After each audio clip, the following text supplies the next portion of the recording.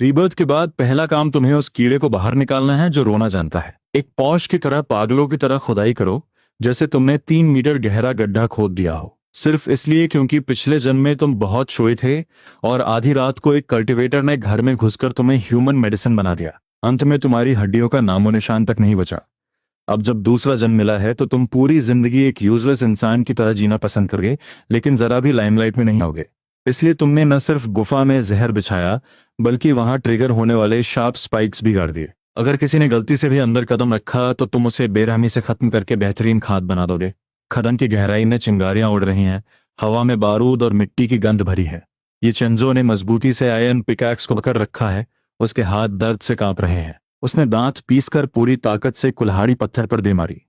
लकड़ी के हैंडल से एक जबरदस्त शॉकवेव आई, जिससे उसकी हथेलियां सुन्न हो गईं और फटने की कगार पे आ गई। पसीना और धूल उसकी आंखों में जा रहे हैं। वो जलन इतनी तेज थी कि दिल तक महसूस हो रही थी, पर उसकी हिम्मत नहीं थी कि एक पल के लिए भी रुके। उसे एक बेजान मशीन की तरह काम करना ही होगा। उसे पता है कि वो रुक नहीं सकता। इस अंधेरी और मनहूस जगह पर रुकने का मतलब है कोड़े खाना, भूखा रहना या अपनी जान से हाथ धो बैठना। अब तक ये चंजो का दिमाग सुन्न है। 3 दिन पहले तक वो एक ओवरटाइम करने वाला ऑफिस वर्कर था और पलक झपकते ही इस क्रूर कल्टीवेशन वर्ल्ड में आ गया। उसे कोई जीनियस बॉडी या कोई मास्टर नहीं मिला, बल्कि वो टियानशुन सेक्ट का सबसे निचला लेबरर बन गया। यहाँ उसका कोई अधिकार नहीं, कोई हैसियत नहीं। कल्टीवेटर्स की नज़र में तो वो संप्रदाय के कुत्तों से भी गए गुजरे हैं। वो बस एक प्योर कंज्यूमेबल आइटम है। हर रोज का काम बस उस दहती हुई खदान में दिन रात स्पिरिचुअल स्टोन्स खोदना है। अगर टारगेट पूरा नहीं हुआ तो मार पड़ती है और खाना छीन लिया जाता है। और सबसे बुरी सजा है पीछे के पहाड़ों में डिमोनिक बीस्ट का खाना बनना। तभी पास में ही एक जोरदार धमाका हुआ, जैसे बिजली कड़कने की आवाज आई हो। उसके तुरंत बाद किसी के चीखने की आवाज आई। सुपरवाइजर जॉ टेशन एक कांटेदार कोड़ा लहराते हुए गालियां बका हुआ वहां आया। उसका चेहरा क्रूरता से भरा है। भले ही वो सिर्फ ची रिफाइनिंग के 3rd लेवल पर है, पर इन आम मजदूरों के लिए वो यमराज जैसा है। पास ही एक कमजोर मजदूर हिम्मत हार कर दीवार के सहारे सांस लेने लगा और बदकिस्मती से वो सीधा उसकी नजर में आ गया। जाओ टाइसन ने बिना कुछ कहे कोड़ा घुमाया। मजदूर के पतले कपड़े फट गए और पीठ पर एक गहरा घाव उभर आया। वो जमीन पर गिरकर तड़पने लगा। उस मजदूर ने असहनीय दर्द के बावजूद घिसते हुए अपनी कुल्हाड़ी उठाई और रोते हुए माफी मांगने लगा कि वो अब कभी आलस नहीं करेगा। आसपास के मजदूरों की तो जैसे सांसें ही थम गई हो। सबने डर के मारे अपनी गर्दनें झुका ली। कुछ लोग जो दया की भीख मांगना चाहते थे, उन्होंने अपनी बात वापस गले में उतार ली और पागलों की तरह काम में जुट गए। ये चेंजो ने अपनी तिरछी नजर से यह देखा। उसका दिल जोर से धड़का, पर उसने तुरंत अपनी नजरें हटा ली। उसका चेहरा भावहीन था, सांसें एकदम स्थिर, जैसे वो सच में कोई मशीन हो। इस खूंखार दुनिया में बिना ताकत के हीरो बनना मतलब अपनी मौत को दावत देना है। उसका सर्वाइवल मंत्र सिर्फ एक है, सर झुकाओ, काम करो और पंगे मत लो। जाटेशन कोड़ा हाथ में लिए उसके पीछे से गुजरा। उसने जमीन पर पड़े पत्थरों और ये चंजों के स्टडी काम को देखा और एक संतुष्ट आवाज निकालकर आगे बढ़ गया। जब कदमों की आवाज दूर हो गई, तब जाकर ये चंजों ने राहत की सांस ली। सांस लेने के उस छोटे से ब्रेक में उसने मन मन एक कमांड दिया और एक स्क्रीन उसके सामने आ गई। एक semi transparent light blue panel उसके सामने तैरने लगा, जिसे सिर्फ वही देख सकता था। यही उसका इस दुनिया में एकमात्र ट्रम्प कार्ड है, एट्रीब्यूट एक्सट्रैक्शन पैनल। ये पैनल बहुत ही बेसिक है। न कोई शॉप है, न कोई वॉइस गाइडेंस, बस कुछ सूखी लाइनें लिखी हैं। होस्ट ये चंजो, level mortal, available attribute points 0। इसका फंक्शन बहुत सीधा और खतरनाक है। जब भी ये किसी जिंदा या मुर्दा चीज को छुएगा, ये उसके एट्रीब्यूट निकालकर खुद में मर्ज कर सकता है। जब उसे पहली बार इस चीट का पता चला था, तो वो खुशी के मारे चिल्लाने वाला था। उसका मन किया कि अभी के अभी पत्थरों को छूकर अपनी पावर बढ़ा ले, लेकिन उसने खुद को जबरदस्ती रोका। इस सेक्ट में स्पिरिचुअल स्टोन्स की चेक इन बहुत स्ट्रिक्ट है। अगर उसके छूने से पत्थर बेकार हो गए तो जाओ टिएशन उसे जिंदा गाड़ देगा। उड़ने की कोशिश करने वाला परिंदा ही पहले शिकार होता है, चुपचाप रहने वाला ही जीतता है। इन 3 दिनों में उसने अपने लालच पर काबू पाया है। वो बस एक सही मौके का इंतजार कर रहा था, जहां वो सुरक्षित होकर एक्सट्रैक्ट कर सके। तभी छुट्टी का शंख पूरे खदान में गूंज उठा। मजदूरों ने राहत की सांस ली और थक कर जमीन पर गिर पड़े। फिर सब अपनी भारी टोकरियां लेकर हिसाब देने के लिए लाइन में लग गए। ये चेंजो भीड़ में इस तरह शामिल हुआ कि उसका टारगेट ठीक बाउंड्री लाइन पर रहे, न बहुत ज्यादा न बहुत कम, एकदम इनविजिबल। हिसाब देने के बाद सब खाने के लिए भागे, पर यह चेंजो वहीं खड़ा रहा। उसकी नजरें कोने में पड़े कचरे के ढेर पर टिकी थीं। वहां बेकार पत्थरों का पहाड़ लगा था, जो सख्त थे और जिनमें कोई स्पिरिचुअल एनर्जी नहीं थी। यहाँ तक कि लोहार भी इन्हें हाथ नहीं लगाते थे। सेक्ट की नजर में ये सिर्फ कूड़ा था, जिसे रोज पहाड़ के पीछे फेंक दिया जाता था। कूड़े के ढेर पर कोई ध्यान नहीं देता। ये चेंजो ने गहरी सांस ली और झाड़ू उठाकर सफाई करने का नाटक करते हुए उस ढेर के पास पहुंच गया। जब उसने देखा कि कोई उसे देख नहीं रहा है, तो उसने झाड़ू फेंकी और अपना हाथ एक काले पत्थर पर रख दिया। मन ही मन उसने चिल्लाकर पैनल को कमांड दिया। नीली स्क्रीन फिर से चमक उठी। डिटेक्टेड वेस्ट आयरन और एक्सट्रैक्टेबल एट्रीब्यूट हार्डनेस। ये चेंजो ने बिना देर किए कंफर्म किया। हथेली से एक जबरदस्त खिंचाव महसूस हुआ। वो सख्त पत्थर तुरंत बेजान हो गया और उसके हाथ में ही राख बनकर बिखर गया। पैनल ने नोटिफाई किया, एक्सट्रैक्शन सक्सेसफुल, हार्डनेस +1। ये चेंजो का खून जोश से उबलने लगा। उसने अपने दोनों हाथ उन पत्थरों के ढेर में डाल दिए। नोटिफिकेशंस की बाढ़ आ गई। वो ढेर देखते ही देखते राख में बदलने लगा। कुछ ही पलों में ढेर सारा कूड़ा खत्म हो गया और उसकी हार्डनेस एट्रीब्यूट 100 तक पहुंच गई। उसने अपने पैरों से उस राख को कीचड़ में मिला दिया ताकि कोई सबूत न रहे। उसने मन ही मन मर्ज का कमांड दिया। वो 100 पॉइंट्स की हार्डनेस अब उसके पूरे शरीर और त्वचा में समा रही थी। एक बर्फीली ठंडी लहर उसके दिल से निकली और पूरे शरीर में फैल गई। ऐसा लगा जैसे हजारों सुइयां उसकी स्किन में चुभ रही हो। उसकी मांसपेशियों के रेशे किसी हाई डेंसिटी मेटल लिक्विड के साथ जुड़ रहे थे। कुछ ही पलों में वो अजीब एहसास खत्म हो गया। ये चेंजो ने अपने हाथ को दबाकर देखा। एहसास पूरी तरह बदल चुका था। पहले का साधारण मांस अब 100 साल पुराने चमड़े जैसा सख्त हो गया था। उंगली से जोर लगाने पर भी कोई निशान नहीं पड़ रहा था। उसने जमीन से एक धारदार पत्थर उठाया और अपनी बांह पर पूरी ताकत से वार किया। वो नुकीला पत्थर उसकी खाल पर लगा, पर ऐसा लगा जैसे वो किसी लोहे की चादर से टकराया हो। वहां बस एक हल्का सा सफेद निशान पड़ा, जिसे रगड़ते ही वो गायब हो गया। ये चेंजो के मुंह से ठंडी आ निकली। कचरे से मिली सबसे मामूली एट्रीब्यूट को 100 बार जोड़ने पर इंसान बुलेट प्रूफ बन सकता है। अगर वो इसे और बढ़ा ले तो ज़ो ताइशन का कोड़ा छूते ही टूट जाएगा। उसने अपनी उत्तेजना पर काबू पाया, जगह साफ की और खाने की तरफ चल दिया। इस हार्डनेस एट्रीब्यूट के साथ उसे अब इस खतरनाक दुनिया में जीने की थोड़ी सिक्योरिटी महसूस होने लगी। अगली सुबह फिर वही शोर मचा और मजदूरों को खदान में धकेल दिया गया। इस बार का एरिया और भी बुरा था। दीवारों से पानी रीस रहा था और हर तरफ कीचड़ था। ये चंजो ने अपनी भारी कुल्हाड़ी उठाई और पत्थर पर वार किया। धमाके के साथ धूल उड़ी, पर उसकी आंखें चमक उठी। कल जिस वार से उसकी हड्डियां काम जाती थीं, आज वो झटका उसके हाथों में किसी इनविजिबल आर्मर की तरह एब्जॉर्ब हो गया। उसे कोई दर्द नहीं हुआ। शरीर की इस मजबूती ने उसे और ताकतवर बना दिया था। उसकी कुल्हाड़ी अब दोगुनी तेजी से चल रही थी। उसने सोचा कि काम जल्दी खत्म करके वो रात को फिर से एट्रीब्यूट एक्सट्रैक्ट करेगा। जब वो खुदाई में मग्न था, तभी छत से कुछ टूटने की आवाज आई। पास ही एक बूढ़े मजदूर ने चिल्लाकर आगाह किया, ये गिरने वाला है। ये चंजो ने सर उठाया तो देखा कि सैकड़ों किलो भारी एक धारदार पत्थर टूटकर सीधा उसके सर की तरफ गिर रहा है। जगह कम थी और कीचड़ की वजह से भागना नामुमकिन था। आखिरी पल में ये चंजो ने अपनी कुल्हाड़ी ऊपर कर दी। वो भारी पत्थर कुल्हाड़ी के लोहे के हैंडल से टकराया। इतनी जबरदस्त ताकत थी कि हैंडल मुड़ गया और कुल्हाड़ी का सिरा बेकाबू होकर सीधे ये चेंजो के हाथ पर जाकर लगा। रफ्तार इतनी तेज थी कि कोई कुछ समझ ही नहीं पाता। आसपास के लोगों ने डर के मारे आंखें बंद कर लीं। उन्हें लगा कि खून की नदियां बहेंगी, पर अगले ही पल एक धात्विक आवाज गूंजी, जैसे लोहा लोहे से टकराया हो। खदान में धूल भर गई और वो बूढ़ा मजदूर दहशत में कीचड़ में गिर पड़ा। ये चेंजो ने धूल का फायदा उठाकर अपना हाथ तुरंत छुपा लिया। उसने अपनी कलाई हिलाकर देखी। उसे कोई गहरी चोट नहीं लगी थी, यहां तक कि खरोंच भी नहीं आई। उसे बस एक हल्की सी लकड़ी की मार जैसा एहसास हुआ।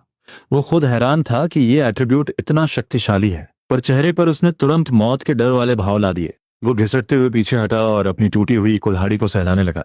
बूढ़ा मजदूर हकलाते हुए कहने लगा कि उसकी किस्मत बहुत अच्छी है, वरना आज उसका हाथ कीमा बन जाता। ये चंजो ने एक मासूम हंसी हंसी और कहा कि बस थोड़ी सी खाल छिली है। उसने धूल उठाकर जख्म पर लगा ली, जैसे वो उसे पट्टी कर रहा हो। इस तरह उसने सबको झांसा दे दिया। कुछ दिन बीत गए और महीने का फाइनल असेसमेंट का दिन आ गया। मैदान में बड़े बड़े काले संदूक रखे थे। सुपरवाइजर ज़ो ताइशन अपनी कुर्सी पर बैठा पत्थर के गोलों से खेल रहा था। पास ही कुछ खूंखार डिसाइपल्स खड़े थे। आवाज गूंजी, च्यान योफू। उसका स्कोर आया 80 किलो स्पिरिचुअल ऑरे, टारगेट से ज्यादा। इनाम में आधी ची गैदरिंग पिल दी जाती है। भीड़ में जलन और हैरानी की लहर दौड़ गई।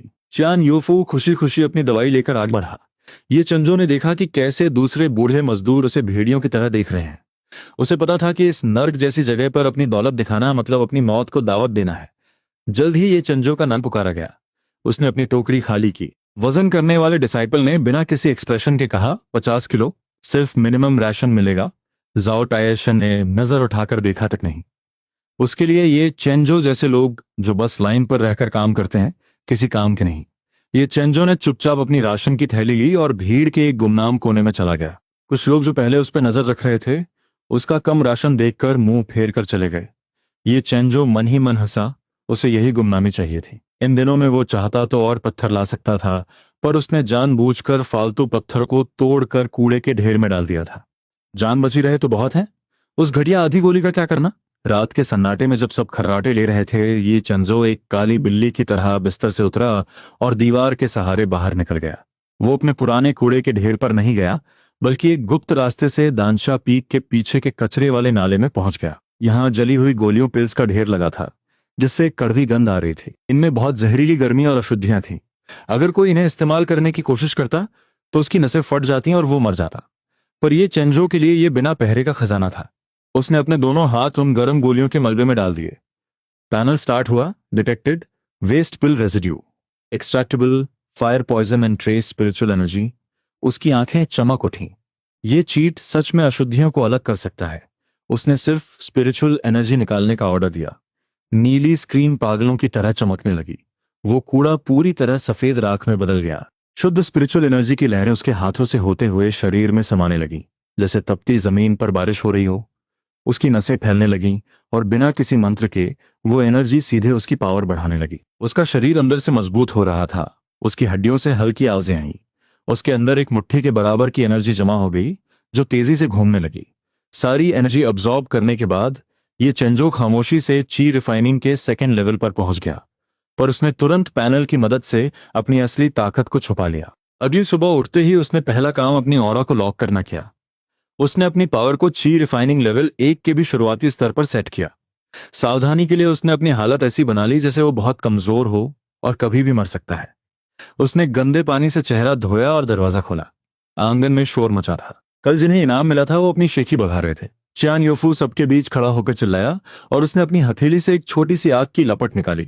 उसने गर्व से कहा कि यह पिल फायर टेक्निक है, जो उसने कल ही सीखी है। मजदूर उसकी चापलूसी करने लगे कि अगले महीने वो जरूर फॉर्मल डिसाइपल बन जाएगा, पर तभी वो आग की लपट फड़फड़ाकर बुझ गई। ये चंजो अपनी टूटी बाल्टी लेकर वहां से गुजरा। उसने मुड़कर देखा तक नहीं। उसकी नजर में ये छोटी मोटी टेक्निक्स सिर्फ दिखावा और बर्बादी हैं। अगर कभी दुश्मन से सामना हुआ तो ये हाथ में जलती आग दुश्मन को चिल्ला चिल्ला कर बताएगी कि आओ मुझे मारो। यहाँ रोज लोग गायब हो जाते हैं और किसी को पता तक नहीं चलता। ये चंजो ने सर्वाइवल के नियमों को अपनी हड्डियों में उतार लिया है। जितना कम दिखोगे उतना लंबा जियोगे। बाल्टी रखकर वो संप्रदाय के सबसे पुराने और वीरान लाइब्रेरी के पास पहुंचा। वहां धूल के सिवा कुछ नहीं था। रखवाला बूढ़ा आराम से खर्राटे ले रहा था। ये चंजो दबे पांव अंदर गया। पुराने कबाड़ के बीच उसे एक फटी पुरानी किताब मिली। धूल झाड़ने पर उस पर लिखा देखा, बेसिक सॉर्ड फंडामेंटल्स। ये बस एक साधारण किताब थी जिसमें सिर्फ तलवार चलाने के बेसिक मूव्स थे। कोई स्पिरिचुअल एनर्जी का खेल नहीं था। संप्रदाय के मामूली मजदूर भी इसे छूना पसंद नहीं करते थे, क्योंकि ये बेइज्जती वाली बात थी। पर यह चंजो को यही चाहिए था। इसमें कोई चमक धमक नहीं थी, कोई एनर्जी खर्च नहीं होती थी, और हमला एकदम साइलेंट और गुप्त था। वो किताब लेकर बाहर आया और मेज थपथपाई। बूढ़े ने आंखें मली और किताब देखकर हंसा। ये कचरा क्या करोगे? ये कोई कल्टीवेशन टेक्निक भी नहीं है। पूरी उम्र लगा दोगे तो भी बस एक मामूली पहलवान बनोगे। ये चंजो ने बेवकूफों की तरह सर खुजलाया और कहा कि वो बस काम की थकान मिटाने के लिए हाथ पैर हिला चाहता है। बूढ़े ने उसे जाने का इशारा किया। किताब छुपाकर वो सीधे पहाड़ के पीछे लकड़ी काटने वाली जगह पर पहुंच गया। आज का target 500 kilo black iron would काटना है, जो लोहे जैसा सख्त होता है। आम मजदूर पूरा दिन कुल्हाड़ी चलाकर भी थक हार जाते हैं। हाथों से पत्थर तोड़ने की बात तो सुनी थी, पर यह चंजो को जरा भी फिक्र नहीं थी। पहले दिन जो हार्डनेस एट्रीब्यूट उसने निकाला था, वो अब उसकी स्किन में पत्थर की तरह जम चुका था।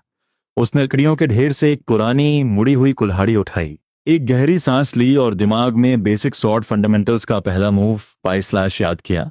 कोई फालतू दिखाव नहीं, बस घुटने थोड़े मोड़े, कमर से ताकत लगाई और कंधे से होते हुए पूरी पावर उस टूटी कुल्हाड़ी में झोंक दी। एक जोरदार कड़कड़ाहट हुई और वो सख्त ब्लैक आयरन वुड 2 हिस्सों में कट गया। कटा हुआ हिस्सा एकदम स्मूथ था। जैसे ही लकड़ी फटी, पैनल चमक उठा। Movement alignment correct, basic sword mastery +1। ये चंजो की आंखें फटी रह गई। उसका अंदाजा सही था।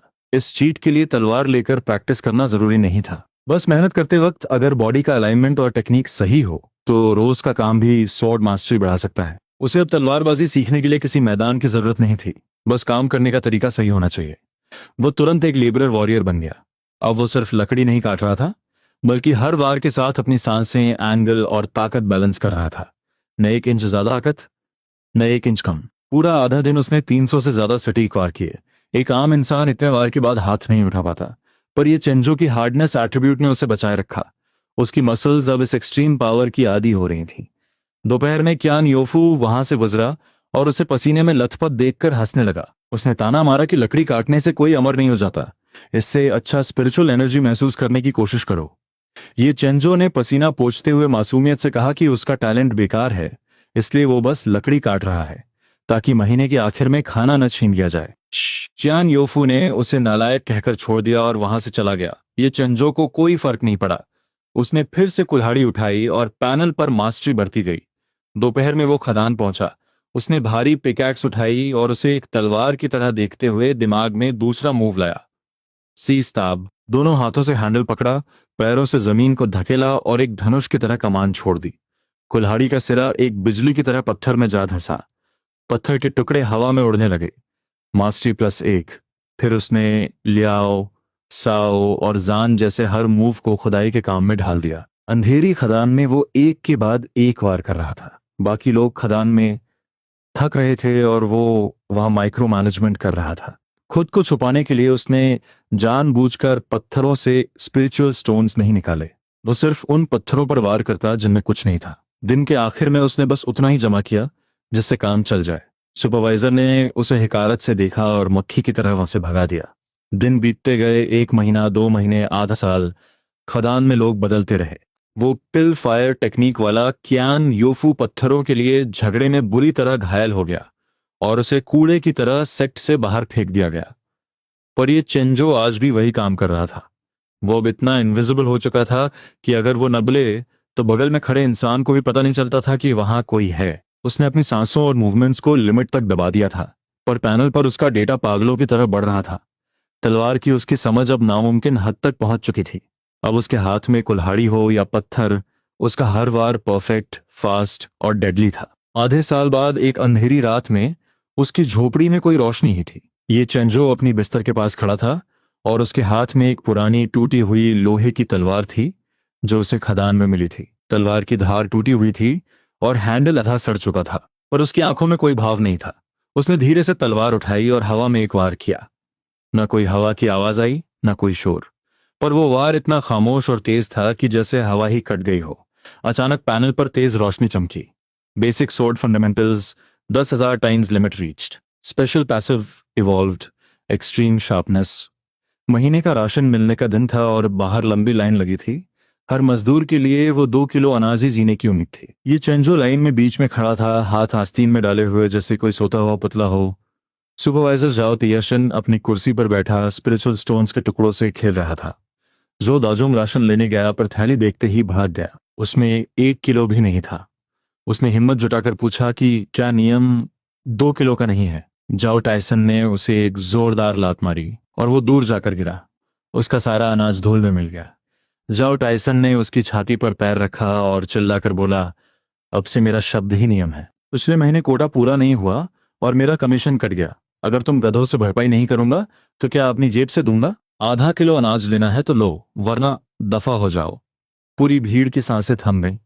जाओ टाइशन अब चीफाइनिंग के 4th लेवल पर था। वो किसी मजदूर को मार भी दे तो कोई पूछने वाला नहीं था। ये चेंजो दौड़कर आगे आया, चेहरे पर वही चापलूसी वाली मुस्कान। जैसे ही वो राशन लेने लगा, जाओ ताइशन ने उसे रोक दिया। उसने ठंडी आवाज में कहा कि ये चेंजो बहुत चालाक बन रहा है और हर बार बस मिनिमम टारगेट ही पूरा करता है। ये सीधे सीधे लूटने का बहाना था। बाकी मजदूरों ने उसे हमदर्दी से देखा। ये चेंजो ने झुककर कहा कि मालिक, मेरा शरीर कमजोर है, इतना करना ही मेरे लिए बड़ी बात है। उसने वो आधा किलो अनाज तो नहीं लिया, बल्कि अपनी जेब से पिछले महीने का बचा हुआ थोड़ा अनाज भी निकाल लिया। उसने वो थैली बहुत इज्जत के साथ जाओ टाइजन के हाथ में रख दी। उसने कहा, मालिक, आप दिन रात बहुत मेहनत करते हैं। इस महीने मेरी भूख कम है, आप ये थोड़ा अनाज लीजिए और अपनी सेहत का ख्याल रखिए। जाओ टाइजन सन्न रह गया। उसने थैली चेक की और जोर से हंस पड़ा। उसने कहा, चलो कम से कम ये चंजो वफादार तो है। जाओ, काम पर वापस लगो। ये चंजो ने सर झुकाया और वहां से निकल गया। बाहर आते ही कुछ मजदूरों ने उसे पागल कहा कि अपनी मेहनत का अनाज भी उसे दे दिया। उन्होंने कहा कि जाओ टीशन बहुत ज्यादती कर रहा है, उससे लड़ना चाहिए। ये चंजो ने ठंडी सांस ली और बोला, किससे लड़ोगे? वो लेवल 4 पर है और तुम लेवल 1 पर। मरना है तो मरो, मुझे तो अभी और लकड़ी काटनी है। ये कहकर वो तेजी से अपने कमरे में चला गया। उसे पता था कि अगर आज वो अनाज नहीं देता तो जॉर्टिशन पक्का हाथ उठाता। अपनी हार्डनेस और एक्सट्रीम शार्पनेस के साथ वो उसे एक पल में खत्म कर सकता था, पर उसे पंगा ही लेना था। 1 किलो अनाज के लिए अपनी जान और पहचान जोखिम में डालना बेवकूफी थी। जब तक जान है वो पैनल से कुछ भी निकाल सकता है। रात होते ही वो सतर्क हो गया। उसे पता था कि जाओ टाइसन कभी भी झोपड़ी में घुस सकता है। उसे एक ट्रैप बनाना था। उसने अपनी बिस्तर की लकड़ी हटाई, नीचे की सख्त मिट्टी निकल आई। उसने अपना दायां हाथ आगे किया जिस पर हार्डनेस एट्रीब्यूट था। उसकी उंगलियां चांदनी रात में काली दिख रही थीं। उसका हाथ एक मशीन की तरह मिट्टी खोदने लगा। वो मिट्टी बाल्टियों में भर भर कर उसने चुपचाप पहाड़ के पीछे फेंक दी। आधे घंटे में 2 मीटर लंबा और 3 मीटर गहरा गड्ढा तैयार था। ची रिफाइनिंग के बीच के लेवल वाला भी इसमें गिरे तो टांगे तोड़वा बैठे। पर यह काफी नहीं था। उसने लकड़ियों के ढेर से सबसे सख्त ब्लैक आयरन वुड निकाला और अपनी टूटी तलवार से उन्हें छील कर नुकीले कांटे बना दिए। एक्सट्रीम शार्पनेस की वजह से वो लकड़ियां किसी जानलेवा हथियार में बदल गईं। फिर उसने बिस्तर के नीचे से एक पुड़िया निकाली जिसमें उसने मरे हुए चूहों और जहरीले कीड़ों से निकाला हुआ जहर रखा था। एक खरोंच भी इंसान को सुन्न कर सकती थी। उसने वो जहरीले कांटे गड्ढे के तल पर बिछा दिए। ये जगह अब एक मौत का कुआं बन चुकी थी। काम खत्म करके उसने हाथ झाड़े, पर वो रुका नहीं। वो चुपचाप एक पुराने रास्ते से पहाड़ की गहराई में जाने लगा। इस रास्ते पर कोई नहीं जाता था क्योंकि वहां एक पत्थर पर लिखा था, मायाज़मा स्वैम्प, जहरीला दलदल। सबको पता था कि वहां सदियों पुराना जहर भरा है। वहां हमेशा बैगनी और हरे रंग का धुआं छाया रहता था। लेवल 1 और 2 के मजदूर तो क्या, सेक्ट के बड़े बड़े डिसाइपल्स भी वहां जाने की हिम्मत नहीं करते थे। कहते थे कि वहां की हवा फेफड़ों को गला देती है। एक बार एक मास्टर ने वहां एक जानवर का पीछा किया था, पर उसकी सिर्फ हड्डियां ही वापस आईं। तब से ये जगह भूतों का ठिकाना मानी जाती थी। पर ये चंजो की आंखें चमक रही थी। जहां दूसरे डरते थे, उसके लिए वो एट्रीब्यूट्स की सोने की खदान थी। वो पागल नहीं था कि सीधा अंदर चला जाए। उसने अपनी झोपड़ी से कोयला और कपड़े का एक टुकड़ा लिया और एक पाइप की मदद से एक देसी गैस मास्क बना लिया। आधा घंटा बाद वो फिर उस दलदल के सामने खड़ा था। चेहरे पर मास्क बांधा, पाइप मुंह में ली और एक गहरी सांस ली। धुएं और कोयले की मिलीजुली गंध आई, पर कम से कम फेफड़े सुरक्षित थे। वो बैगनी धुंध के अंदर घुस गया। जैसे ही उसने कदम रखा, उसकी गर्दन और हाथों पर हजारों चींटियों के काटने जैसा एहसास हुआ। उसके शरीर की हार्डनेस के बावजूद वो जहर अंदर घुसने की कोशिश कर रहा था।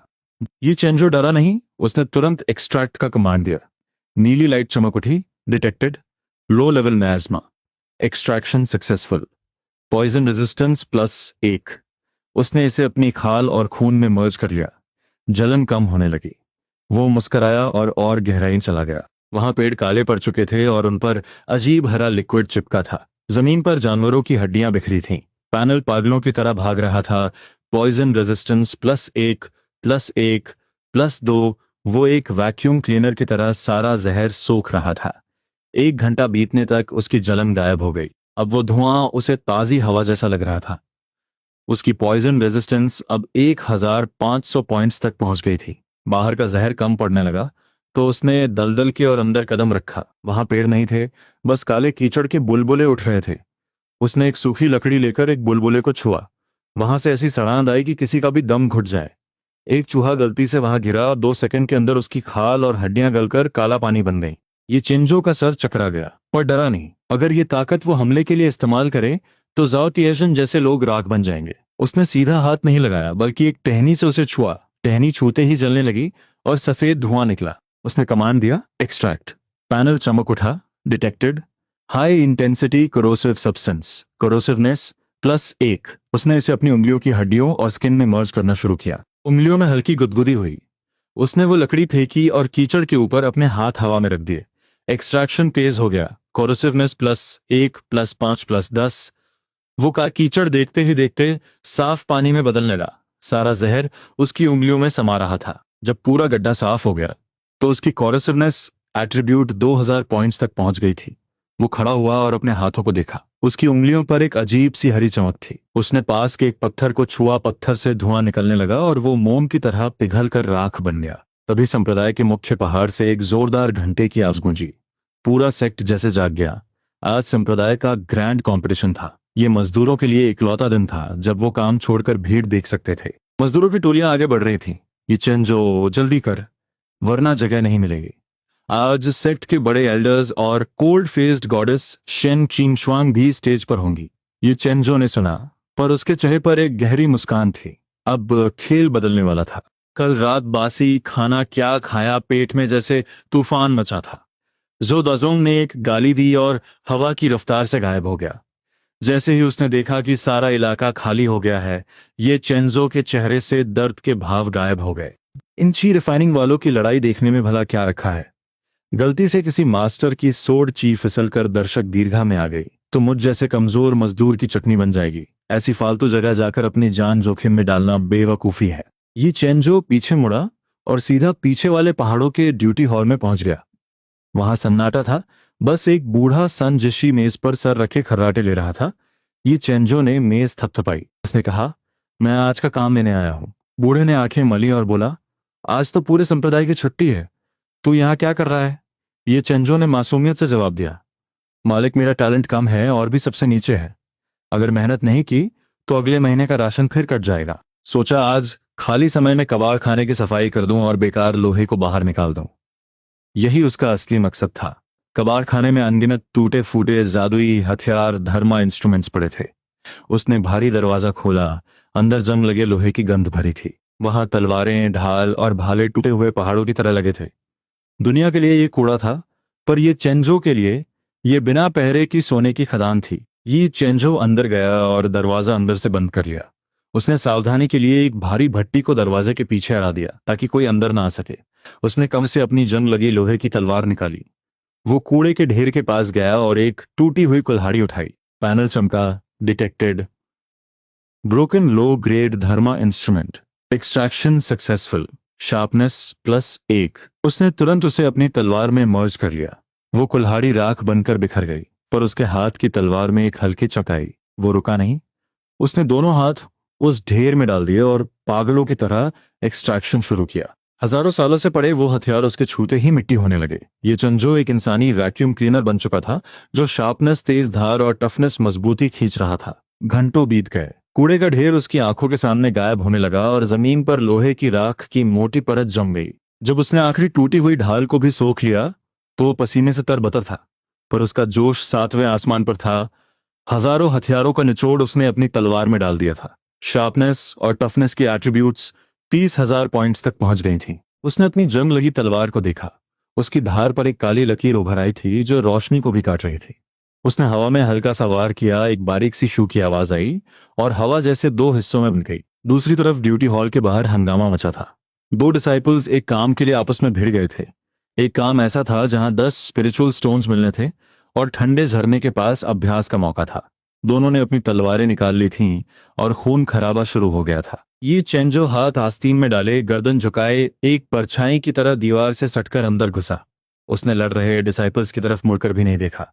10 स्पिरिचुअल स्टोन्स के लिए जान दांव पर लगाना बेवकूफी है। वो चुपचाप सबसे कोने वाले बोर्ड के पास गया जहां धूल जमी थी। वहां वो काम लिखे थे जिन्हें कुत्ता भी ना करे, मेहनत ज्यादा और दाम कम। उसकी नजर एक काली पट्टी पर पड़ी, repairing the back mountain stone steps, reward 3 contribution points. ये काम सबसे घटिया था। हजारों सीढ़ियां ठीक करनी थी और कोई फायदा नहीं था, पर ये चेंजो के लिए ये किसी खजाने जैसा था। उसने पट्टी उठाई और काउंटर पर जाकर बोला, ये काम मैं करूंगा। बूढ़े ने उसे हैरानी से देखा। सीढ़ियां आधी टूट चुकी हैं, 3 दिन में खत्म नहीं किया तो पॉइंट कटेंगे। ये चेंजो ने मुस्कुराकर कहा, मैं कमजोर हूं, मुझे शांति में काम करना पसंद है। उसने औजार उठाए और भाग गया, कहीं वो बूढ़ा इरादा न बदल दे। आधा घंटा बाद वो पहाड़ की तलहटी में था। वहां सच में कोई रूह तक नहीं थी। सीढ़ियां टूटी फूटी थीं और बादलों तक जा रही थीं। उसने सामान फेंका और गहरी सांस ली। उसने अपने दोनों हाथ पहाड़ की चट्टान पर रख दिए। ये पूरा पहाड़ हजारों सालों से खड़ा था। इसमें स्थिरता और भारीपन कूट कूट कर भरा था। पैनल चमक उठा, detected massive earth when power, extraction successful, heaviness +1। उसने बिना झिझके वो सारी ताकत अपनी हड्डियों और मांसपेशियों में भर ली। एक पल के लिए उसे लगा कि उसके पैरों में सैकड़ों किलो वजन बांध दिया गया है, पर अगले ही पल उसका शरीर वापस हल्का हो गया। वो हैवीनेस उसकी रूह में समा गई थी। अब वो जमीन पर एक पुराने बरगद की तरह जम चुका था। उसने काम शुरू किया। एक हाथ से सैकड़ों किलो के पत्थरों को खिलौने की तरह उठाकर फेंकने लगा और दूसरा हाथ हमेशा पहाड़ से सटा रहता। हैवीनेस +5 +10 +20 पैनल पर आवाजें गूंज रही थी। जिसे उठाने के लिए 5 लोगों की जरूरत होती, उसे वो एक हाथ से उठाकर सीढ़ियों में फिट कर रहा था। पर उसे सीढ़ियों से मतलब नहीं था। उसका पूरा ध्यान बढ़ते हुए एट्रीब्यूट्स पर था। 2 दिन तक उसने बस सूखी रोटी खाई और झरने का पानी पिया। थकता तो वहीं सीढ़ियों पर सो जाता।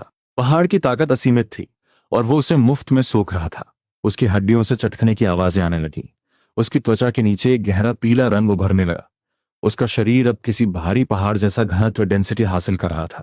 तीसरे दिन शाम को उसने आखिरी पत्थर सेट किया। उसने एक गहरी सांस छोड़ी जिसमें मिट्टी की गंध थी। सीढ़ियां अब चमक रही थीं, पर असली कमाल पैनल पर था। हेवीनेस एट्रीब्यूट पूरे 10,000 पॉइंट्स। उसने मुट्ठी कसी और उसे महसूस हुआ कि वो एक चलता फिरता पहाड़ बन चुका है। उसने अपनी ताकत चेक करने के लिए हल्का सा जंप लिया। पूरे पहाड़ की जमीन जैसे कांप उठी और जोरदार धमाका हुआ। परिंदे डर के मारे उड़ने लगे। ये चेंजो ने तुरंत अपनी ताकत को हड्डियों के अंदर दबा लिया। अगर किसी ने देख लिया तो उसे कोई राक्षस समझकर पकड़ लेंगे और रिसर्च शुरू कर देंगे। उसने झाड़ू उठाई और नाटक करने लगा। तभी पास की झाड़ियों से किसी के भारी सांस लेने की आवाज आई और टहनियां टूटने लगीं। ये चेंजो सतर्क हो गया। झाड़ू वहीं रुक गई। एक खून से लथपथ इंसान झाड़ियों से निकलकर सीधा सीढ़ियों पर आ गिरा। उसकी सफेद पोशाक अब चीथड़े बन चुकी थी। वो एक इनर डिसाइपल था। उसकी छाती पर गहरा घाव था और बायां हाथ कटा हुआ था जहां से काली ऊर्जा निकल रही थी। इतनी चोट के बाद भी वो जिंदा था। उसने कांपते हुए हाथ से एक काली खून से सनी चीज और एक स्टोरेज रिंग निकाली। उसने लड़खड़ाती आवाज में कहा, जल्दी ये लेकर फ्रंट माउंटेन जाओ। एल्डर फैंग को बताओ कि गद्दार मिल गए हैं। ये सब तुम्हारा होगा। एल्डर तुम्हें इनर डिसाइपल बना देंगे। ये चेंजो वहीं खड़ा रहा। उसकी पलकों तक में हलचल नहीं हुई। कोई और होता तो लालच में आकर रिंग पकड़ लेता, पर यह चेंजो को पता था कि यह मौत का बुलावा है। अगर एक इनर डिसाइपल का यह हाल हुआ है तो उसे मारने वाला कोई बहुत खतरनाक मास्टर होगा। ये रिंग और संदेश गले की फांस बन सकते हैं। इन बड़े लोगों की जान एक सोल लैम्प से जुड़ी होती है। मरते वक्त का आखिरी नजारा सीधा सेक्ट पहुंच जाता है। फालतू के पंगे लेकर अपनी जान दांव पर लगाना उसकी डिक्शनरी में नहीं था। उसने एक शब्द नहीं कहा, न मदद की न उसे मारा। वो बस एक कदम पीछे हट गया और अपनी झाड़ू मजबूती से पकड़ ली। वो डिसाइपल घबराकर चिल्लाया, पकड़ो इसे। पर यह चंजो मुड़ा और भागने के बजाय पेशेवर तरीके से झाड़ू लगाने लगा। उसने अपने कदमों के निशान पत्तों से ढंक दिए। वो आवाज उस खामोश जंगल में बहुत अजीब लग रही थी। वो डिसाइपल उससे गालियां देने लगा, पर धीरे धीरे उसकी आवाज ठंडी पड़ गई। ये चेंजो ने 10 मीटर पीछे हटकर खुद को झाड़ियों में छुपा लिया। उसने अपनी 10,000 हैवीनेस पावर का थोड़ा सा इस्तेमाल करके अपनी धड़कन और खून की रफ्तार को एकदम धीमा कर दिया। वो अब एक बेजान पत्थर की तरह शांत था। मुश्किल से 10 सेकंड बीते होंगे कि 3 काली परछाइयां आसमान से उतरी। वहां की हवा ठंडी हो गई और एक खूंखार ऊर्जा फैल गई। उन हमलावरों को 10 मीटर दूर झाड़ियों में छिपे ये चेंजो का जरा भी एहसास नहीं हुआ। उन्होंने लाश तलाशी पर उन्हें कुछ नहीं मिला। चीजें यहां नहीं है, क्या कोई जानवर ले गया? दूसरा बोला, बकवास मत कर, जल्दी लाश गायब करो वरना पुलिस लॉ एनफोर्समेंट आ जाएगी। उन्होंने एक पीला पाउडर छिड़का और वो लाश धुएं के साथ काला पानी बन गई। पलक झपकते ही वो गायब हो गए। ये चेंजो अपनी जगह से नहीं हिला। वो पूरे 1 घंटे तक वहीं दुबका रहा जब तक कि रात का अंधेरा घना नहीं हो गया। जब सन्नाटा छा गया तब वो उठा और झाड़ू कंधे पर रखकर अपने कमरे की तरफ भागा। उसने दरवाजा बंद किया और मेज अड़ा दी। आज जो हुआ वो एक चेतावनी थी। सेक्ट अब सुरक्षित नहीं रहा। इन डिसाइपल्स को सरेआम मारा जा रहा है। अगर कल वो गुंडे मेरे कमरे में आ गए तो ये लकड़ी की दीवारें एक तलवार का वार भी नहीं झेल पाएंगी। उसका 3 मीटर गहरा गड्ढा तो ठीक था, पर वो तभी काम आएगा जब कोई अंदर आए। अगर किसी ने बाहर से ही हमला कर दिया तो उसे अब अपनी सुरक्षा के लिए कुछ और बड़ा सोचना होगा। अगर किसी ने बाहर से ही लकड़ी के घर में आग लगा दी या कोई स्पेल फेंक कर इसे जमीन के बराबर कर दिया तो मैं अपने ट्रैप के साथ ही जिंदा दफन हो जाऊंगा। मुझे इस घर को मजबूत करना होगा। मुझे आर्मर की परतें चढ़ानी होंगी, जितनी हो सके उतनी ज्यादा। ये चंजो ने तुरंत काम शुरू कर दिया। उसने बिस्तर के नीचे से वे पुराने मटके निकाले जिनमें बेकार जादुई हथियारों धर्मा इंस्ट्रूमेंट्स को एक्सट्रैक्ट करने के बाद बची हुई लोहे की राख थी। ये कबाड़ भले ही अपनी शार्पनेस और टफनेस खो चुका था, पर इसकी मटेरियल अभी भी उच्च कोटि का लोहा और तांबा थी। उसने एक टूटा हुआ कटोरा लिया, उसमें पानी भरा और उस लोहे के पाउडर को मिला दिया।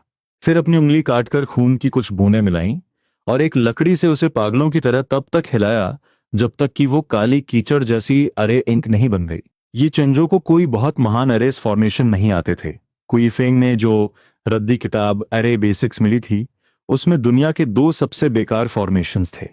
एक अनाज बचाने वाला सॉलिडिफिकेशन अरे गुबीजन और दूसरा बदबू भगाने वाला ऑरा कंसीलिंग अरे यिनचीजन। आम लोग इन्हें भाव तक नहीं देते थे क्योंकि इनकी ताकत बहुत मामूली थी, पर यह चेंजो का मानना था कि क्वालिटी नहीं तो क्वांटिटी से ही। वो नीचे झुका और काली स्याही से लकड़ी के फर्श के पीछे के हिस्से पर सॉलिडिफिकेशन अरे के पैटर्न बनाने लगा। ये पैटर्न बहुत आसान थे, बस कुछ गोल घेरे और 12 लकीरें। कोई भी बेवकूफ इसे बना सकता था, पर पहला बनाने के बाद वो रुका नहीं। उसने पहले के ठीक बगल में दूसरा बनाया, फिर तीसरा, फिर चौथा। उसने पूरा फर्श पलट दिया और उस पर कुल 50 सॉलिडिफिकेशन अरे बना दिए। एक अकेला अरे लोहे की एक पतली चादर जैसी सुरक्षा देता था, पर 50 का मतलब था 50 लोहे की चादरों की मजबूती। फर्श के बाद उसने दीवारों का रुख किया। उसने चारों दीवारों के तख्ते उखाड़ दिए, उनके पीछे 50-50 फॉर्मेशन बनाए और वापस लगा दिए। बाहर से ये झोपड़ी वैसी ही टूटी फूटी दिख रही थी, पर अंदर से लकड़ी का हर इंच उन काले फॉर्मेशन के जालों से भरा था जो अंधेरे में हल्की चमक छोड़ रहे थे। इसके बाद उसने खिड़कियों और लकड़ी पर ओरा कंसीलिंग अरे बनाना शुरू किया। वही पागलपन वाली मेहनत, हर जगह 50 परतें। काम खत्म होने के बाद पूरा घर एक अदृश्य ढाल से ढक गया। अब अगर कोई बाहर से गुजरे तो उसे ये तक पता नहीं चलेगा कि अंदर कोई जिंदा इंसान सांस भी ले रहा है। ये चंजो ने अपनी मेहनत पर संतुष्ट होकर सर हिलाया। बाहर से ये कुई फेंग का सबसे रद्दी और गंदा शेड था जो हवा के झोंके से गिर सकता था, जिसकी दरवाजे की दरार से हाथ अंदर जा सकता था। पर हकीकत में ये एक छोटा किला बन चुका था। 50 परतों वाली दीवारें ऐसी थीं कि ची रिफाइनिंग के पीक वाला मास्टर भी अगर तलवार मारे तो आग की चिंगारियां निकले पर दीवार न टूटे। जमीन के नीचे 3 मीटर का खूनी गड्ढा और ये सुरक्षा। ये चंजो ने बिस्तर बिछाया और अपनी पुरानी लकड़ी की खाट पर लेट गया। उसे पता था कि खाट के ठीक नीचे मौत का कुआं है जिसके तल पर जहरीले कांटे लगे हैं। उसने आंखें बंद की और उसके चेहरे पर एक मुस्कान आ गई। इस खूंखार कल्टीवेशन वर्ल्ड में जीने के लिए खुद को दांतों तक हथियारों से लैस करना पड़ता है। ऊपर से वो एक मामूली सा मजदूर था, पर अंदर ही अंदर उसका घर एक मीट ग्राइंडर बन चुका था। जब तक वो खुद को छुपा कर रखेगा, उसका एट्रीब्यूट पैनल उसे अजेय बनाता रहेगा। जिस दिन उसकी ताकत इतनी बढ़ जाएगी कि गोल्ड कोर जिंदन वाले भी उसे न छू सकें, उस दिन वो अपने असली दांत दिखाएगा। तब तक ये चेंजो इस इलाके की सबसे बेकार और गुमनाम मछली बना रहेगा। कोई उसे हीरो बनने या रिस्क लेने के लिए मजबूर नहीं कर सकता।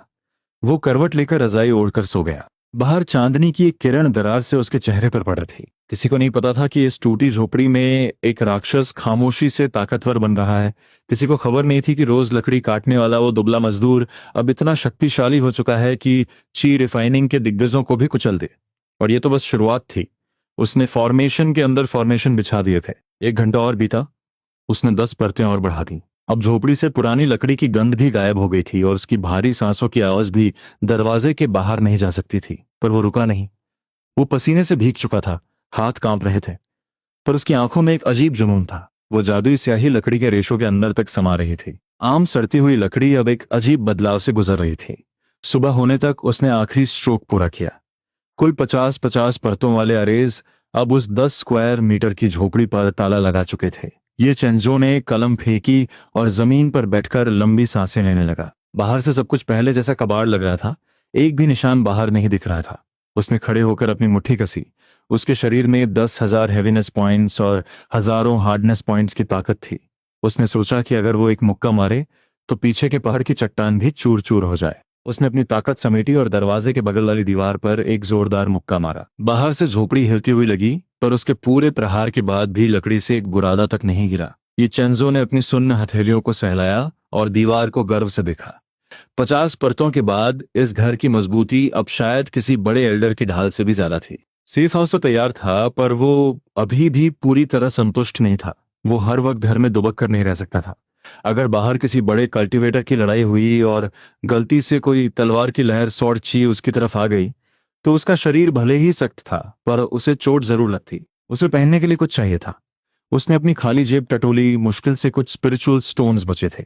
इतने में तो असली दुकान से एक तलवार का मूड भी नहीं आता। उसे कबाड़ी बाजार ब्लैक मार्केट जाना होगा। सेक्ट का कबाड़ी बाजार पीछे के पहाड़ों की एक घाटी में लगता था। ये चेंजो ने सबसे फटे कपड़े पहने, बाल बिखेरे और सर झुकाकर भीड़ में शामिल हो गया। बड़ी दुकानों पर सजी सुंदर महिला शिष्यों को उसने नजरअंदाज किया और सीधा पीछे की गंदी गलियों में पहुंच गया जहां पुराना कबाड़ बिकता था। यहाँ टूटी तलवारें, सूखी जड़ी बूटियां और जानवरों की हड्डियां बिक रही थीं। यहाँ बेचने वाले ज्यादातर वे बूढ़े मजदूर थे जिनकी किस्मत खराब थी या जिन्हें पैसों की सख्त जरूरत थी। कोई चिल्ला रहा था, पुराने जमाने का जादुई हथियार सिर्फ 50 स्टोन्स। कोई कह रहा था 2 मुंह वाले सुअर के दांत ले लो। ये चेंजो एक अंधे की तरह बस चलता रहा।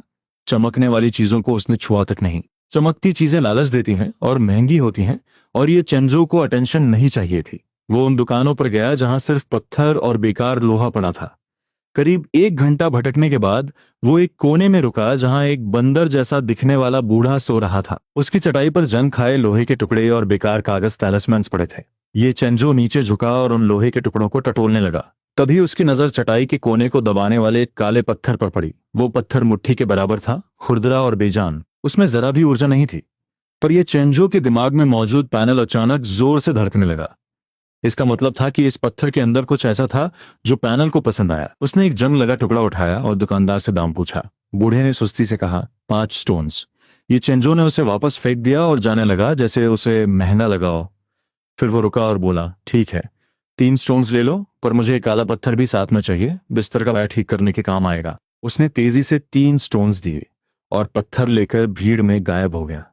दुकानदार ने हंसते हुए सोचा, कैसा बेवकूफ है, कूड़े को खजाना समझ कर ले गया। आधा घंटा बाद ये चेंजो अपने मजबूत घर में था। उसने ये दरवाजा बंद किया और खिड़कियां ढांक दी। उसने वो काला पत्थर अपने हाथों में लिया और एक्सट्रैक्शन का कमांड दिया।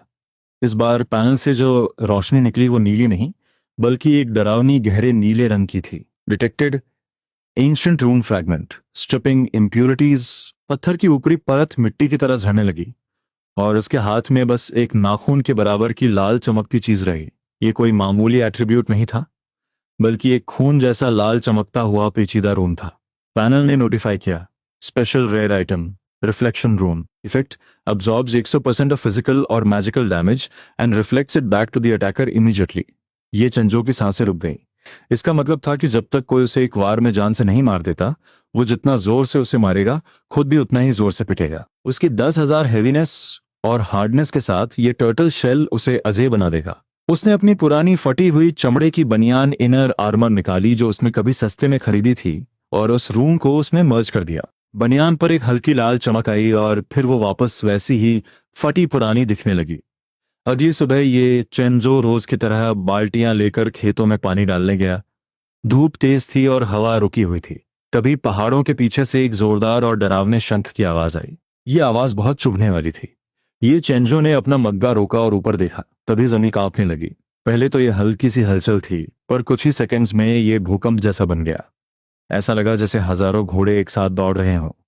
योदाजन चिल्लाया, क्या जमीन फट रही है? तभी एक मजदूर चीखा, सुरक्षा दीवार टूट गई। लोहे की मजबूत दीवार कागज की तरह फट गई और हजारों पागल जंगली जानवर स्पिरिचुअल बीस्ट्स मजदूरों के इलाके में घुस आए। ये जानवर पागल हो चुके थे और सबकी आंखें खून जैसी लाल थीं। सबसे आगे स्टील टूथ बोस जंगली सुअर थे, जिनके दांत छुरों से भी लंबे थे।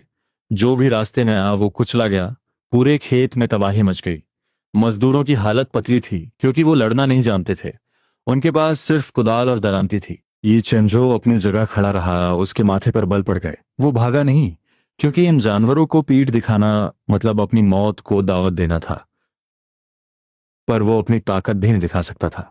अगर उसने एक मुक्के से सुअर को मार दिया तो ऊपर उड़ रहे मास्टर्स उसे पकड़ लेंगे। लोग अपनी जान बचाकर भाग रहे थे या जमीन पर गिरकर रो रहे थे। ये चेंजो ने तेजी से आसपास देखा। पास ही विंड वुल्व्स भेड़िए कुछ मजदूरों को फाड़ रहे थे। वहां 4-5 मजदूर जमीन पर गिरे थे। ये चेंजो ने एक गहरी सांस ली और उस तरफ भागा। वो बचाने नहीं जा रहा था, वो बस उस मौके का फायदा उठाना चाहता था। वो खून और कीचड़ के पास पहुंचा, जमीन से काला खून उठाया और अपने चेहरे और गर्दन पर मल लिया। उसने अपनी कमीज फाड़ दी ताकि ऐसा लगे कि उस पर हमला हुआ है।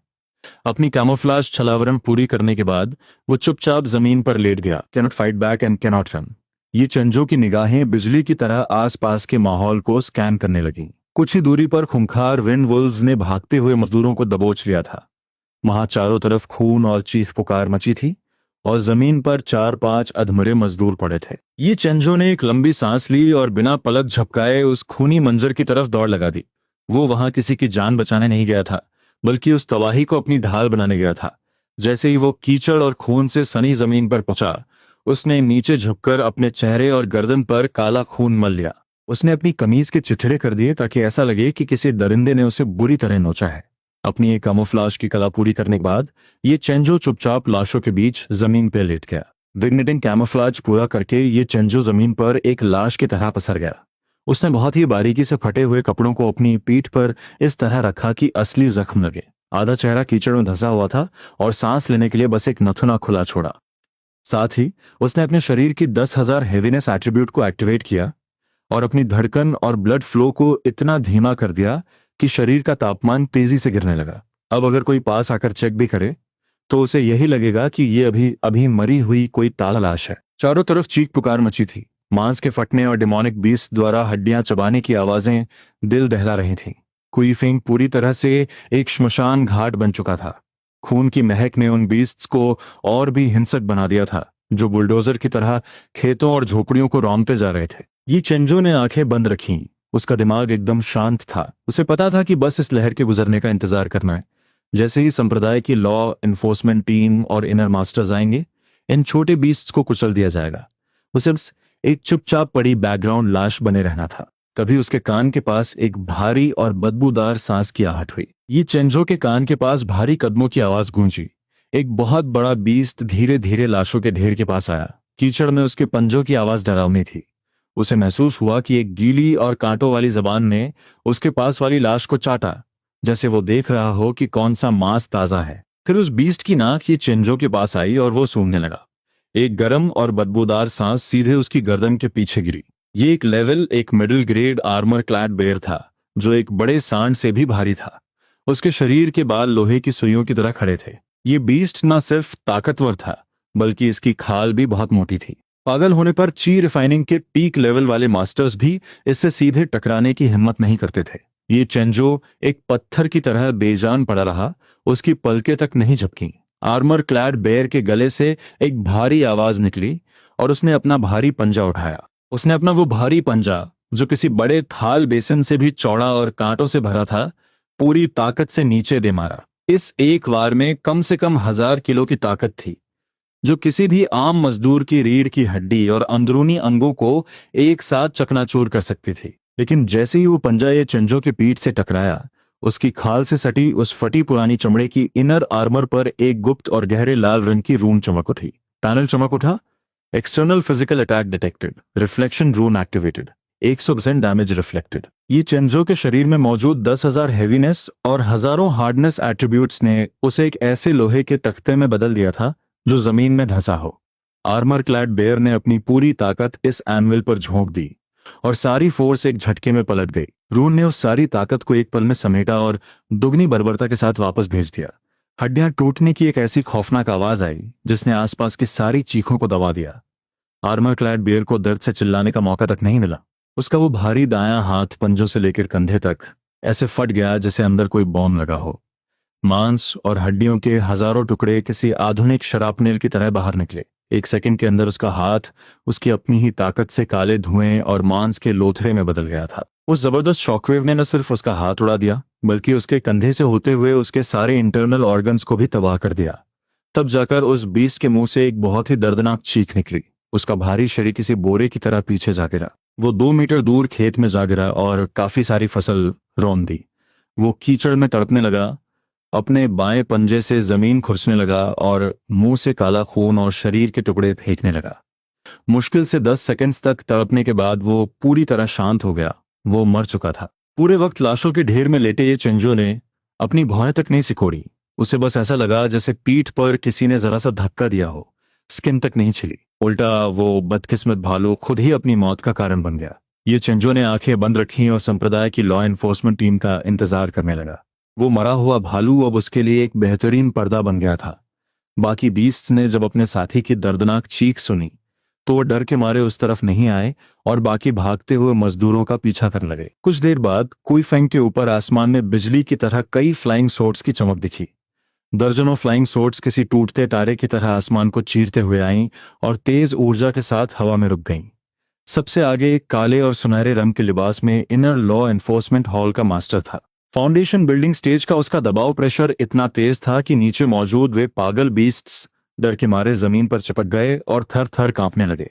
उसने एक जोरदार दहाड़ मारी, सबको खत्म कर दो, एक भी मत छोड़ो। उसके पीछे मौजूद शिष्यों ने तुरंत अपनी तलवारें चलाईं। वे फ्लाइंग सोर्ड्स बिजली की रफ्तार से पूरे इलाके में घूमने लगी। एक के बाद एक उन बड़े बीस्ट्स के सर जमीन पर गिरने लगे। ये जानवर जो मजदूरों के लिए यमराज बने हुए थे, इनर मास्टर्स के सामने किसी सब्जी की तरह कट रहे थे। आधे कप चाय के समय में ही सारे बीस्ट को मार दिया गया। मास्टर ने ठंडी आवाज में आदेश दिया, जगह साफ करो, जख्मियों को देखो और इन बीस्ट की लाशें, कोर्स और खाल संप्रदाय के खजाने में जमा करो। ये कहकर वो अपनी फ्लाइंग सोर्ड पर सवार होकर दूसरी जगहों का मुआयना करने चला गया। लॉ एनफोर्समेंट टीम के कुछ शिष्य अपनी तलवारें समेटकर जमीन पर उतरे। वे उस कीचड़ भरे खेत को नफरत भरी नजरों से देख रहे थे। एक लंबे कद वाले शिष्य ने कहा, ये मजदूर कितने बेकार हैं। मामूली लेवल एक बीस्ट ने ही इतने लोगों को मार दिया। वो कचरे को पैरों से हटाता हुआ आगे बढ़ा। चलते चलते वे दोनों ये चेंजो और उन लाशों के ढेर के पास पहुंच गए। लंबे शिष्य के कदम अचानक रुक गए। उसने जमीन पर पड़ी उस आर्मर क्लैड बेयर की लाश की तरफ इशारा किया। वे दोनों उस विशाल शरीर के पास झुके और भालू के फटे हुए दाएं हिस्से को देखने लगे। वे सन्न रह गए। उन्हें समझ ही नहीं आ रहा था कि ये बीस्ट अपनी ही ताकत से कैसे खत्म हो गया। लंबे शिष्य ने अपनी तलवार की म्यान से उन टूटी हड्डियों को टटोला। ये तो बहुत अजीब है। क्या ये भालू इतना पागल हो गया था कि इसकी अपनी ही स्पिरिचुअल एनर्जी इसके अंदर फट गई? पूरा दायां हिस्सा और पसलियां चूरा हो चुकी हैं। कितनी शर्मनाक मौत है। दूसरा शिष्य जो थोड़ा मोटा था, वो अपनी नाक बंद करके दूर खड़ा हो गया। छोड़ो भी, हमें क्या मतलब। शायद पागलपन में इसका ऑरा बैकफायर कर गया होगा। जल्दी इसकी मटेरियल निकालो और यहां से चलो। उन दोनों ने तेजी से उस भालू की खाल निकाली और उसका कोर निकाल लिया। मोटे शिष्य ने उसका बचा हुआ एक पंजा भी अपने स्टोरेज बैग में डाल लिया, शायद रात को खाने के लिए। जब वे दोनों अपनी फ्लाइंग सोर्ड पर चढ़कर अगली जगह जाने वाले थे, तभी लाशों के ढेर से एक बहुत ही कमजोर आवाज आई। ये चेंजो ने एकदम सही समय पर अपनी आंखें खोली। उसने कांपते हुए हाथ पैर कीचड़ में मारना शुरू किया और पीछे हटने का नाटक करने लगा। वो पागलों की तरह चिल्लाने लगा, मुझे मत खाओ, मेरा मांस खट्टा है, अच्छा नहीं लगेगा।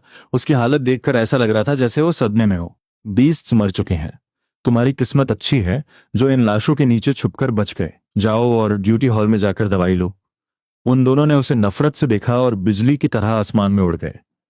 ये चेंजो ने उन्हें दूर जाते देखा और उसके चेहरे का डर पल भर में गायब हो गया। उसने शांति से अपना चेहरा पोंछा और खड़ा हो गया। इस बीस्ट्स के हमले ने पूरे आधे घंटे तक तबाही मचाई थी। चारों तरफ लाशें बिखरी थीं और उनकी सफाई करने में पूरा दिन निकल गया। अगली सुबह सुपरवाइजर जाओ ताइशन का चेहरा ऐसा था जैसे उसका सब कुछ लुट गया हो। उसके इलाके के दर्जनों मजदूर मर चुके थे और खेत बर्बाद हो गए थे। संप्रदाय ने लोगों को शांत करने के लिए पहली बार कॉम्पनसेशन मुआवजा देने का फैसला किया। ये चेंजो लाइन में लगा था। उसने जानबूझकर अपनी हालत बहुत खराब बना ली थी। बिखरे बाल, लंगड़ा कर चलना और डरी हुई आंखें।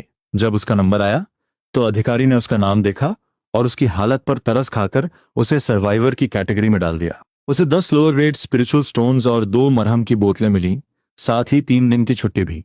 ये चंजो ने कांपते हुए हाथों से थैली पकड़ी और हजारों बार शुक्रिया अदा करते हुए बाहर निकल गया। एक मजदूर के लिए 10 स्पिरिचुअल स्टोन्स बहुत बड़ी रकम थी। उसने बिना वक्त बर्बाद किए कुईफेंग छोड़ा और सीधा फ्रंट माउंटेन के मार्केट की तरफ भागा।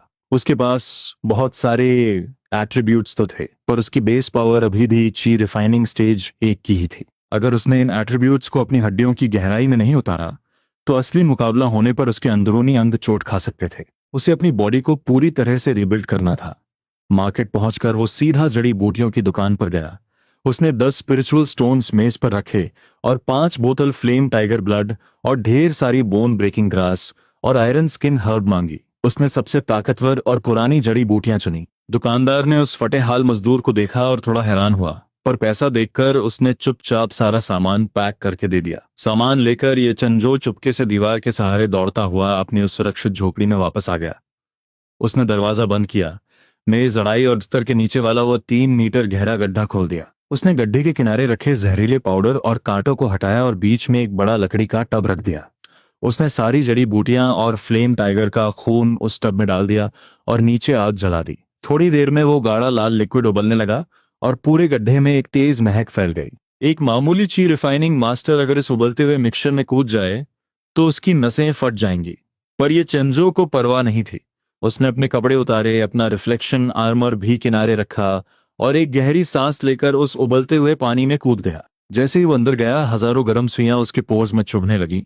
टाइगर ब्लड की पागल ऊर्जा उसकी नसों में घुसने लगी। ये चेंजो ने अपनी आंखें कसी और मन ही मन चिल्लाया, पैनल, सारे एट्रीब्यूट्स को मेरी हड्डियों के अंदर उतार दो। पैनल ने कमांड लिया और वार्निंग दी, deep restructuring starting, extreme pain detected, keep consciousness.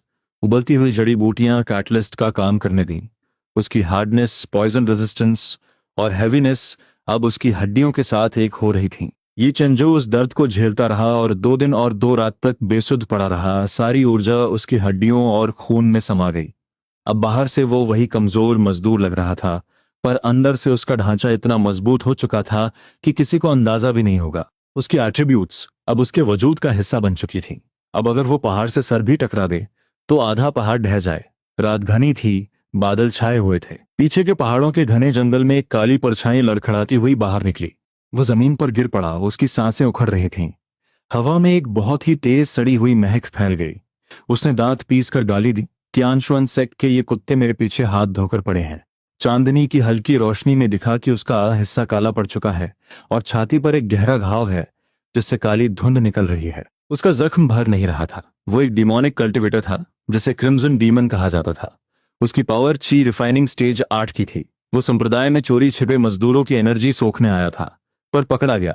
3-3 flying swords उसका पीछा कर रही थीं और वो मरते मरते इस सुनसान इलाके में पहुंचा था। उसकी ऊर्जा खत्म हो रही थी और उसे अपनी जान बचाने के लिए एक ह्यूमन ब्लड बैग की जरूरत थी। उसकी लाल आंखों ने शिकार की तलाश में मजदूर के इलाके को देखा।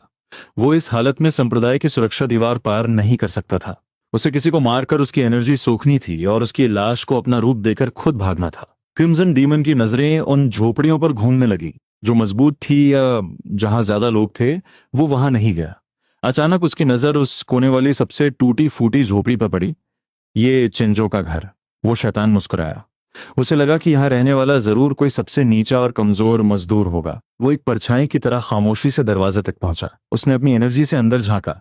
उसे वहां कोई यारे या सुरक्षा नहीं दिखी, सिर्फ पुरानी लकड़ी और सन्नाटा। ये झोपड़ी बस मामूली लकड़ी का ढांचा लग रही थी। ये चिंजो ने जो 50 परतों वाला ऑरा कंसीलिंग अरे बिछाया था, उसने अंदर की सारी जादुई हलचल को पूरी तरह ढक दिया था। क्रिम्सन डीमन जैसे ची रिफाइनिंग स्टेज के शिकारी के लिए यह बस एक कूड़ेदान जैसी रद्दी कोठरी थी। उसने दरवाजा खटखटाने की जहमत नहीं की, बल्कि अपनी आस्तीन से एक शैडो स्लिप टैलिस्मन निकाला और उसे खुद पर चिपका लिया।